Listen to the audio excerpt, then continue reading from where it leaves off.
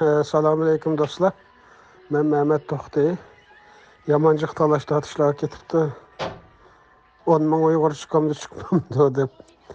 Hozir men bilan aloqalashayotgan odamlarning soni 3 mingdan oshdi.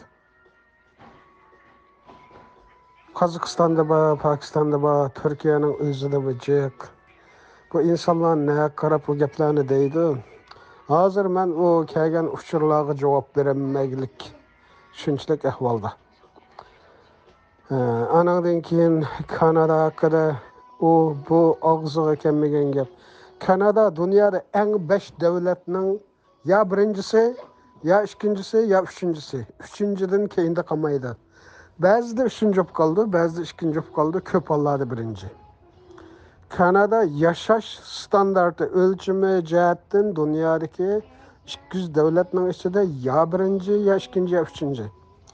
Muharip jihatda Kanada bütün dünyadaki 200 devlet içinde ya birinci ya ikinci ya üçüncü. Her yılları küçükken bir narsa olan bazı ikinci olup kalıyordu, lakin köp Allah'da birinci. Bu insanlar nemi karata bunda deydi, benim aklım ammaydı. Özleri kep bakmagan, yaşap bakmagan biri ya. Anadaki Kanada'daki Uygurlar da Kanada kelip 20 yıl olmadı. Bir sani köprek, yani köprek dediğimiz cemi Kanada'da 2000 Uygur var.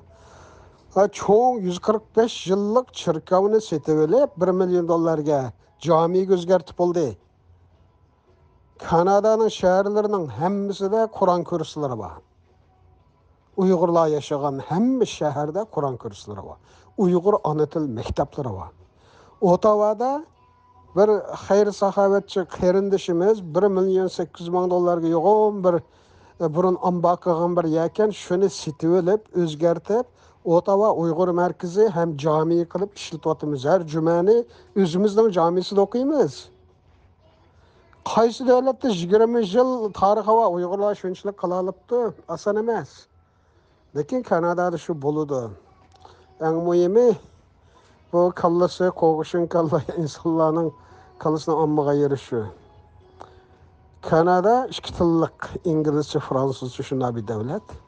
Kanada'nın muharipi men degandek ya birinci, ya ikinci, ya üçüncü orun turdu. 20 yılda bu insanlar, bu balalar okuydu, yaramlık adam buludu. Hazır vatan davasını halkara seviyede kıladigan adam küçüğü şundak ottek ihtiyacımız var. Adam degen bir gün yetişmeydi. Şu işlerini Xitay tosuvatıdı hazır. Şu koladan kelgen bütün gayretlerini köstevatıdı. Bir kısım Uygurlar tosuvatıdı. Ola Xitayla okşaş çıkıvatıdı. Şoňlaşka o quruq talaş tartışlar hemmisi quruq talaş tartışlar. Kanada parlamentinden şu kararın çıkışıga hiç kim işlenmegen. Muş Kanada'dakiler işlenmegen jıkları. Toğra asan emas. İşlenmegenlerge men hapılmayma. Çünkü asan iş emas. O bir fikrini oturup koyup onu bir devletinin siyasetiga aylandırıp anandan keyin bir chiqim kezdi bu yana bosh ministr o chiqimlarni hajlanmaydi. Men $300 milyon unda ishlatman deb parlamentdan qarori kerak. Parlamentda 5 siyosiy partiya va bir-biri bilan har kuni urush qiladi. Shularning hammani fikrini bir yak akilish kerak. Shuningga shunchalik vaqt ketdi. Bala qancha yo'g'on bo'lsa, to'lg'iq shuncha ig'ir olarmish, tug'ishig'imi shuncha vaqt ketarmish, tug'itimi qiyin bo'larmish. Ma ish yo'g'on. İş yoğun boğaçka, maaş oturga çıkıp parlamentten ötep boğaçı bütün dünyada en çok haber olup gitti. İşinin yoğunluğu şu. Hazırki bazı Uygurlarının nemesinden, düşünüşüden, meňesiniň sığınçallıgından alıp ketken iş bu. Şunun için onu bazı karandaşlarımızdan orunsuz talaş tartışının hiç orunu yok. Onda quruq sapsatlarga jogapyn bermegen ýaxşy. Ulanın o gepinin hiç kandak nemesi yok. Türkiye artık tünegenden başlayıp Anadolu'ya ajans, haber agentliği, Hürriyet, CNN Türkler uzundan buyan Uygurlar hakkında haber verişini asasen çeklep koygan. Şu Uygurlar hakkında soykırım deyen gepler deyilmedi Türkiye'de. Manıdan keyin özgerip o haberler berilişke başladı. Türkiye'de Türkiye'ni başkuruvatkanlar haqqançın adam bolsa bularning davlat enge ba. Ma işinin Uyghur davası kançılık tesiri buludu. Adamlarını yetiştiriş, yetişken adamlarını köpeytiş cihatte bu stratejik ehemmiyetini düşenigide ki Türkiye devlet adamları çok. O bizning o qo'g'ishin kalla adamlardan bekara ularning aqli ishlaydi boshqa. Shunglashqa buni to'siman degan hech qanday to'sanmaydi. To'siman deb mumkin emas. Uni shu Kanada hukumatini qoyil qilib men shuni qilgan bo'lsam, 10 ming Uyg'urni men bu yerga akilime. Uni har qanday yilg'u bir qancha sarankalla odamlar ekan, xilijik odamlar qarshi turgan taqdirdimi qilaman men bu ishni. Onun için o işler bek cevap verip vay Kanada anda koludu. O yerge vası dinsizleşiyor. Kanada gelse Müslüman buludu. Türkiye olsa dinsizleşiyor. Çünkü bu yoksulluk, bu muhtaçlık yaman. Yoksulluk, muhtaçlık insanını yalgan çıkılıdı. Anadan keyin iki yüzlemelik kılıdı. Oldam çıkılıdı. Dinden çıkarıdı. Quruq iymoni kelib qoladi, la ilaha illalloh Muhammad Rasululloh deb shakaldek, ishchi bo'shilib bo'sh. Amal yo'q. Bu musulmonlik degan bir shuar emas. Musulmonlik degan yolg'iz kalima shahodat bilan bo'lmaydi. Uning ichi to'lish kerak. Uning bir meg'izi bo'lish kerak. O meg'iz bo'lmaydi. O yo'qsul yerda jamiyatda qo'saq beqish, jon beqish, bexatarlik bo'lmagan yerda insanның imani meyli 50 vaqt namaz okusun.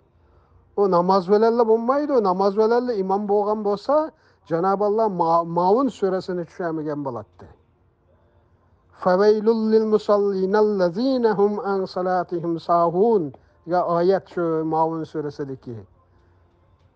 Şundak namaz okuganlarning halığı vay degan ayet avu. Nime? Nime için şuna dedi?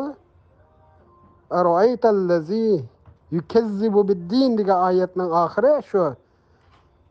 Dindim paydalanıp kazzaplık qilayotganlarni ko'rdingmi degan ayet.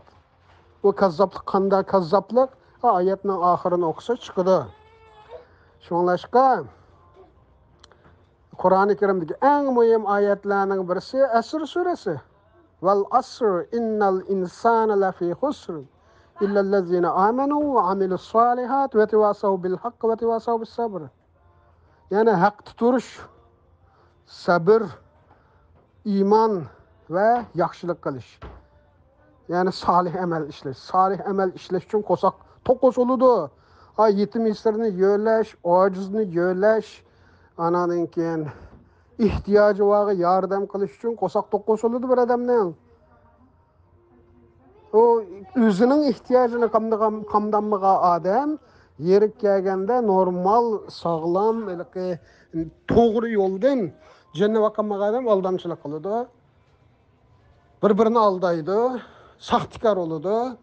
Ondak bu saxtikar yalğancılık var ya da din mi olmaydı, iman mı olmaydı, ahlak mı olmaydı. Ama devletlerde şu nesiller var. Şunun için bunun karıştığı adamlar dinni bir korku sepsetler bilen dinni bilmeyen adamlar. O dinni bilmeyen adam ki dinsizleştiğinin orunu yok. Ondan sonra bunun karıştığı adamların Kanada kilişi gibi ihtiyacı yok. Bunlar özlerinin şunu kılıversin, onda adamların ihtiyacı yok. Bunlar ekemez mi zaten bir yere? Bunlar özleri turvatkan yerden memnun şüpheci yaşayıversin. Bu Kanada, Katarlık, şu garip devletleri, şu İslamiyet en yaxşı yaşavatkan, İslamiyet en yaxşı cari kılavatkan devletler. Çünkü bu devletlerde adalet birinci orun turudu. Dinimizin asası adaletki verip takılıdı. Cenab-ı Allah'ın bir ismi hak.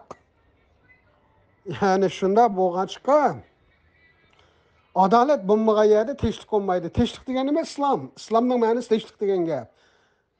İslamiyet emel geçiş için, teşlik emel geçiş için bu kainatta yeryüzüde Allah'ın en çok insanlığa yüklegen vazife teşlik, İslam.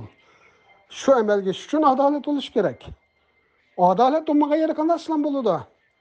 Adalet olmağa yeri zulüm buludu. Zulüm, Kur'an-ı Kerim uruş açkan bir naşar illet. Zulüm, zalimlik.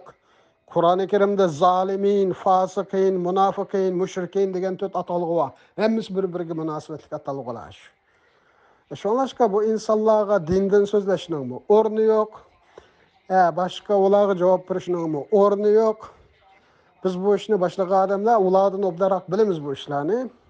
Bu ishlarning nega ko'rib, nega taqildiganligini bilamiz. Xitoylar put ko'ygan to'g'ida ko'p ketdi, bayonot ostiga bayonot berib hozir. Qarasak, Xitoy bilan teng usulga o'ynab, qanday qilib shuni to'siman? To'sanmaydi. Xitoymi to'sanmaydi, Evliyasimi to'sanmaydi. Mumkin emas. Ok yaydan chiqdi, eng tas bosqich amalga oshdi. Yani Kanada parlamentiga manzarni ko'rgan bo'lsanglar, asharikalarimiz yig'lab ketdi. Milletvekilleri 3-4 minut öğre turib Uyg'urlarga salom berdi. Şu akşam biz kütüylüş berdik. 5 federal minister geldi. 30'ga yaqin milletvekili geldi. 5 minister. Asan iş emas ular. Muzokara vaqtida bosh minister bilan bir ko'rashdik. Ovozga berilib bo'lganda bir ko'rashdik bosh minister bilan. O bir qancha ko'chmanlar ministerimizdan kütülüşümüz geldi. Ko'chmanlar ministri o'zi kuch qator ko'rashdik. Bu ishlarni muzokara qildik. Tashqi ishlar ministri, asosli ministerlarning hammasi. Yani shundoq bir iroda Kanada tarixida unda 322 qarshi 0 ovoz bilan o'tgan qarordan ya birisi var ya ikkisi var. Kanada parlamentida 4 Asya go'ylarning milletidan bo'lgan 4 milletvekili vardı. Shular yo'q deyishga jur'at qilolmadi, jasorat qilolmadi, ovoz berdi shular. Ammo ishchidan ovoz bergisi yo'q. Ammo shundoq bir muhit yaratdikki, shundoq bir besim jasorat qilolmadi shular. Shu Xitoylar jasorat qilolmagan yerga 2-4 go'ylarning u degani bu degani hammasi quruq gap. O hammasi quruq gap. Ularning o nemisi amalga oshmaydi. Tugan Xudoyim bersa Turkiyaning o'zida matbuotlarda men nim boshiltimi. Munosabatli o'rinlar bilan ko'rishib, o'shining nimasini tushuntirib, ularning o'sha ta'tir tashviqot o'sha Turkiyani qilayotgan ba'zi nimalarni men ta'tir yondirmayapti. İnşallah ko'rsizlar shuni. Yani Allah ularning rizqini ko'targan bo'lsa, hech kim uni to'sib qolmaydi. Allah rizqini ko'tarmaganimiz amal yo'q. Biz qo'limizdan kelganini qildik, ammo yani bir davlat 10 ming odamning chiqimini qilib, 300 milyon dollar pul xarjlab, bir yerga o'rnashtirib, u oson bo'ladigan ishlar emas. Bunday misol berayman. Hong Kongliklardan 300 ming Hong Konglik var Kanadada, Kanada vatandaşı. Hong Konglik tegidan Hong Konglik bo'lgan 4 o'sha parlament milletvekili var. Shular kuchab 5 ming Hong Konglikni Xitoylarmish Hong Konglikni bostirish boshlangandan keyin 5 ming odamni akilishga qaror chiqarilmadi. Ma bizning qilayotgan ishimizdan qanchalik ahamiyati borligini tushuntirish uchun da'vatim buni. O Kanadada biz yaratgan muhitni bu yer ko'kargan paqalarning ovozi buzolmaydi. Allah shularni rizqini ko'targanmasan biz keladi. To'siman degan to'sanmaydi. Uyg'urlar u 10 ming emas. Bu 10 ming eng az 10 ming degan son bu. Mush program boshlanadi Xudoyim bersa kelar yilgacha. Hukumat planlarini tuzib, u 10 ming emas, oxiri 25-30 ming ko'rib taqiladi u. Ko'ramiz hammani. Shunlashqa men chiqaradilar o'shqartiq talashtatishga ma'no ularni jiddiga manmanglar. Allah ularni rizqini ham ko'targan bo'lsa, ularni to'sab qoladigan hech qanday kuch yo'q.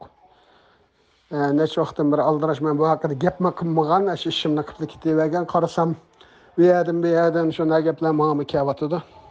Hech ahamiyat yo'q ularni talashtatishning, hech qanday ahamiyat yo'q.